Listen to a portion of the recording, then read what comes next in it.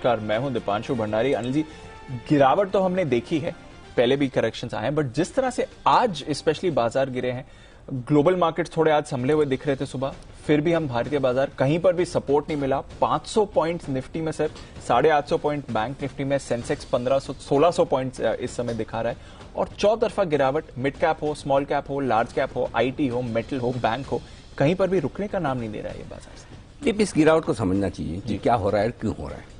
पहली चीज तो ये कि ये जो भी गिरावट है वो सिर्फ और सिर्फ लोकल है, क्योंकि जो संकेत आपको आते हुए दिख रहे हैं जी, वो ग्लोबली कोई ऐसे खराब नहीं है जिससे कि आपका इतना पैनिक हो, क्योंकि ग्लोबल मार्केट्स में अगर आप देखें तो डाउ फ्यूचर्स सुबह से 200 पॉइंट ऊपर है, राइट।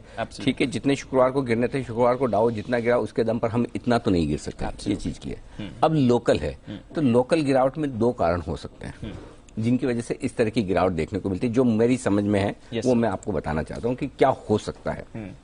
पहली चीज, आमतौर पर इस तरह की तेज गिरावट जो पुराना इतिहास रहा है, अब तक जितनी बार हमने शार्प फॉल इंट्राडे में कभी देखे हैं और जो पुराना इतिहास है वो इस तरह का होता है कि जब कोई अचानक से खराब खबर आने की तैयारी में हो और उस खराब खबर का अंदाजा किसी को तो है और वो ये सोचता है कि ये खराब खबर आए उससे पहले मैं बेच दूं।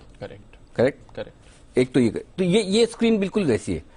अब खराब खबर क्या आ सकती है और कब आ सकती है, तो आपके सामने सबसे बड़ी इवेंट, लोकल इवेंट तो एक ही है, बजट।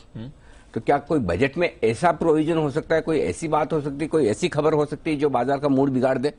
मुझे तो नहीं पता, आपको पता है? नहीं सर, हम दोनों को नहीं पता। तो नहीं, बिल्कुल। हाँ, अब किसी को तो पता है, या तो ये कारण हो सकता है। और आज व्हाट्सएप यूनिवर्सिटी पर वापस से बहुत एक्टिव है, फुल एक्टिव है, सब अपनी अपनी तरफ से जो जो अंदाजा लगा सकते हैं सब लगा रहे हैं कि मतलब क्या क्या बजट में वर्स्ट हो सकता है, जो खराब से खराब हो सकता है, उस सबके अंदाजे लग रहे हैं, जिसमें long term capital gain tax बढ़ाना, बाकी और इनकम टैक्स बढ़ाना, ये बढ़ाना, वो बढ़ाना, मतलब लाइफ में जो आप खराब सोच सकते हो वो सब आज व्हाट्सएप यूनिवर्सिटी में चल रहा है। तो अगर भगवान जाने, भगवान न करे, सही भी हो सकता है, यू नेवर नो। स्क्रीन तो कम से कम ये दिखा रही कोई कुछ खराब होने वाला है। सो अगर बजट में कोई टैक्स बढ़ना है, लॉन्ग टर्म बढ़ना है, शॉर्ट टर्म बढ़ना है, ये होना है, वो होना है, अगर ये कुछ हो रहा है और वो सही है और वो किसी को पता है इस वजह से गिर रहा है, एक कारण वो हो सकता है कि नहीं हमें नहीं पता, हो सकता है, पहली चीज।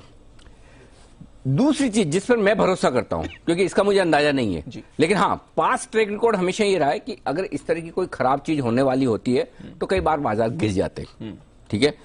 और उसके बाद कई बार ऐसा भी देखा है मैंने, पहले भी ऐसा हुआ है दीप, कि जब बजट के ठीक पहले कुछ ऐसी बड़ी नेगेटिव खबरों की बात चली, बाजार गिरते हैं और उससे बजट आने के पहले वापस रिकवर भी हो जाता है, ऐसी कोई खबर आती नहीं। तो ये बहुत सारे वेस्टेड इंटरेस्ट हो सकते हैं, होते हैं, गिर जाए बढ़ जाए, आपको ट्रिगर चाहिए। देखिए, तेजी करने के लिए बहुत सारा पैसा चाहिए, मंदी करने के लिए खाली खराब मूड चाहिए। बिल्कुल बिल्कुल, सेंटिमेंट खराब कर दो, मंदी तो अपने आप हो जाएगी। तेजी करने के लिए सबको एक साथ चीयर अप कराना, और भाई जोश में आओ, स्माइल करो, लो खरीदो, हाँ एफर्ट लगते हैं। मंदी में सबको सब खराब, ये हो जाएगा, नीचे का सर्किट लग जाएगा, सब लोग बेचने आ जाते हैं। तो अभी पहला तो ये सिस्टम समझ लीजिए जिसकी वजह से जो है या नहीं पता नहीं, और कोई इस बात का भी भरोसा नहीं कि अगर वो चीज ना हो तो पता चला कि जिन लोगों ने, स्मार्ट लोगों ने 4 दिन से बेचा है, वो आज खरीद कर वापस पता चला बजट तक मार्केट ऊपर हो गया। यू नेवर नो, क्योंकि देखो, जिनको बड़ा लेना है वो मंदी में ही ले सकते हैं, और जिनको बड़ा बेचना है वो तेजी में ही बेच सकते हैं। तेजी में आप बड़ा लेना जाएंगे आपको मिलेगा नहीं, और मंदी में बड़ा बेचने जाएंगे बिकेगा नहीं। तो जिन लोगों को बड़ा ट्रेड करना है उनको कॉन्ट्रा होना ही पड़ता है, पहली चीज। अब आइए दूसरी चीज जो ज्यादा लाइकली है, इसमें कोई डाउट नहीं कि हर एक लेवल से बाजार गिर रहा है। आज के सेशन की सबसे इंपॉर्टेंट बात दीप, जो अब तक भी है, जब हम 17,100 को भी तोड़ रहे हैं, वो है कि किसी भी लेवल से शुरुआत के 15-20 मिनट छोड़ दें, बाजार ने कभी कोई रिएक्शन ढंग का, एक रिकवरी दी ही नहीं। शुरुआत का आधा पौन घंटा छोड़ दिया। इसका मतलब क्लियर कट है कि लगातार बिकवाली। अब बिकवाली किसकी है? 2 जनों की है। पहली बिकवाली तो आपके लिए है उन सभी एफआईज की जिनको डिलीवरी बेचनी, जो बेचने के मूड में हैं। आज से नहीं, 7 दिन से हैं, रोज बेचे, आज भी बेचे होंगे। दूसरी बिकवाली उन लोगों की तरफ से है जिनकी लॉन्ग पोजीशन पर उनके मार्क टू मार्केट लॉसेस संभालने उनको मुश्किल होते दिख रहे हैं और उनके स्टॉप लॉस ट्रिगर हो रहे हैं, उनकी बिकवाली भी साफ दिख रही है, चाहे वो खुद बेचे चाहे उनका ब्रोकर बेचे लीवरेज पोजीशन को। दूसरी बिकवाली उनकी है। तीसरी बिकवाली जो बेहद अहम और इंटरेस्टिंग है, और मुझे लगता है कि जिस तरह की वॉलेटिलिटी अब जो बाजारों में आती दिख रही है, पिछले 3 महीनों से हम जो देख रहे हैं कि 2-2 हजार पॉइंट की निफ्टी की फॉल एकदम फास्ट आती है, 2,000 पॉइंट की रिकवरी फास्ट आती है, 1000 पॉइंट गिरने में 5 पॉइंट, आप कह सकते हैं परसेंटेज में 4% कौन सा बड़ा होता है, बात तो सही है, लेकिन सवाल परसेंटेज का नहीं है, सवाल ये कि उस 4% के फॉल में इन्वेस्टर्स का, ट्रेडर का नुकसान कितना हो रहा है। अगर आप नुकसान के हिसाब से क्वांटिफाई करो तो 1000-1200 पॉइंट का फॉल कम नहीं होता, 1400 पॉइंट 1300 पॉइंट का फॉल कम नहीं होता। करेक्ट, वो 1200-1300 पॉइंट के फॉल में आप मतलब 3-4 हजार पॉइंट की तेजी को खो देते हो। करेक्ट, उससे ज्यादा नुकसान कर बैठते हैं। तो तीसरी जो चीज हो सकती है जो मोस्ट लाइकली है, इमोशनलेस ट्रेड, मशीन वाले ट्रेड, एल्गो वाले ट्रेड, जहां पर ह्यूमन इंटरवेंशन है नहीं। देखो आदमी है ना, कोई ट्रेड करेगा तो दिमाग लगाएगा, ठीक है, भावनाएं होती है उसके साथ में। सुबह भी हम ये बात करते हैं कि उनको इमोशन होता है कि अब यार मैं 17,100 पे कैसे बेचूं, या 17,500 पे कैसे बेचूं, या 17,300 पे कैसे बेचूं। लेकिन मशीन के लिए लेवल्स डिफाइंड होते हैं, डिसाइडेड होते हैं। आपकी एल्गो ट्रेड होती है या फिर मशीन बेस्ड जो आप ट्रेड करते हैं, उनके लिए कहीं कोई उनको सिर्फ लेवल से मतलब है। जैसे होता है ना कि किसी ऑर्गेनाइजेशन में इतने सारे एम्प्लॉई हैं कि वहां नाम का मतलब नहीं, आपका नंबर होता है, employee number. You are just a number, that's your identity. वैसे ही मशीन के लिए कोई शेयर का टीसीएस कितना अच्छा है या कोई एचडीएफसी बैंक कितना अच्छा है, उससे कोई मतलब नहीं है। उनके लिए भाव है, ये 3200 है, ये 3700 है, ये 1200 है। सो इसके नीचे जाने पर मुझे बेचना है। सो आई थिंक वो मशीन वाला ट्रेड और लॉन्ग पोजीशन के unwinding, margin call, leverage position घटना, इन दोनों का जो मिक्स हो रहा है वो बाजार में प्रेशर दे रहा है।